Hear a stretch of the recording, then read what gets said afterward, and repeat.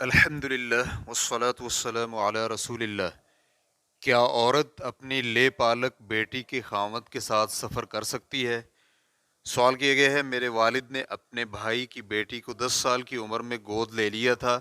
میرے والدین مکمل طور پر ماں باپ جیسا ہی اس کے ساتھ سلوک کرتے ہیں اور وہ اسے اپنی بیٹی ہی سمجھتے ہیں۔ تو کیا میری والدہ عمرہ کی ادائیگی کے لیے اپنی لے پالک بیٹی اور اس کے خاوند اور بچوں کے ساتھ سفر کر سکتی ہیں؟ الجواب بعون اللہ سبحانہ و تعالی۔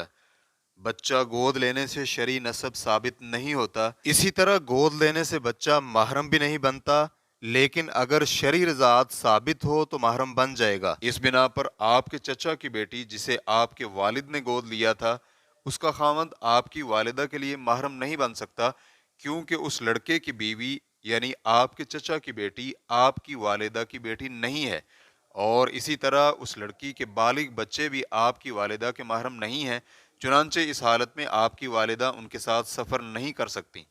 واللہ تعالی اعلم۔ اسلام کیو اے ریکارڈنگز مؤسسۃ الشیخ محمد صالح المنجد، المملکۃ العربیۃ السعودیہ، فتویٰ نمبر 198627۔ والسلام علیکم ورحمۃ اللہ وبرکاتہ۔